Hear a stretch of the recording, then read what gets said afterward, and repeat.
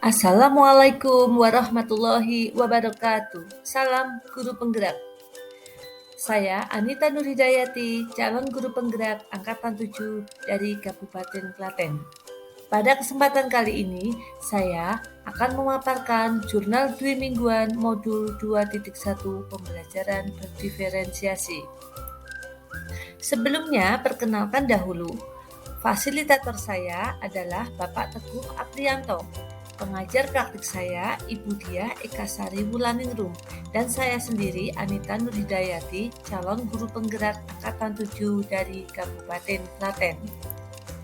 Dalam jurnal refleksi dwi mingguan modul 1.2 ini, saya menggunakan model 4C, yaitu Connection, Challenge, Concept, dan Change. Apa itu refleksi model 4C? Yang pertama, connection. Apa keterkaitan materi yang didapat dengan peran sebagai calon guru penggerak?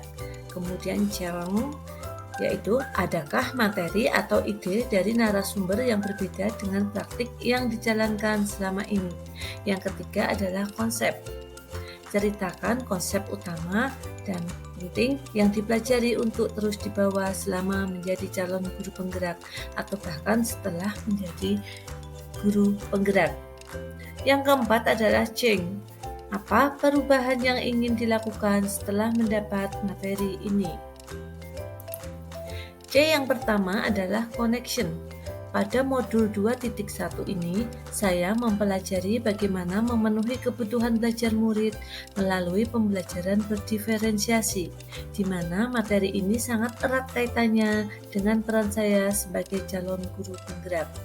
Melalui modul ini, saya dikenalkan tentang bagaimana menganalisis dan memetakan kebutuhan belajar murid.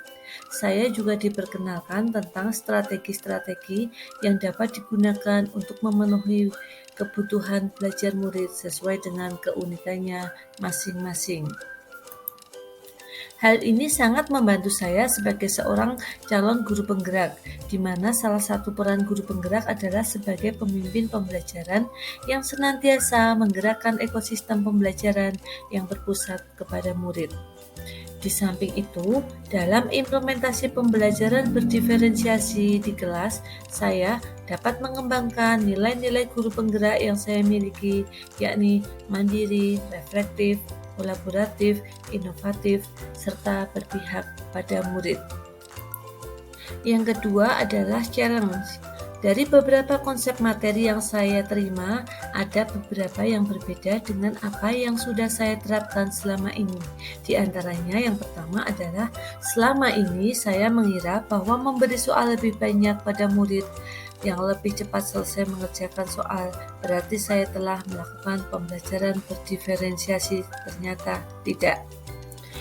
2. Saya mengira bahwa mengelompokkan murid berdasarkan tingkat kecerdasannya dan memberi treatment berbeda sesuai tingkat kecerdasan adalah pembelajaran berdiferensiasi. Ternyata tidak. Yang ketiga, saya mengira bahwa melakukan pembelajaran berdiferensiasi berarti saya harus menyiapkan beberapa rencana pembelajaran untuk memenuhi kebutuhan belajar murid. Ternyata tidak. Yang ketiga adalah konsep.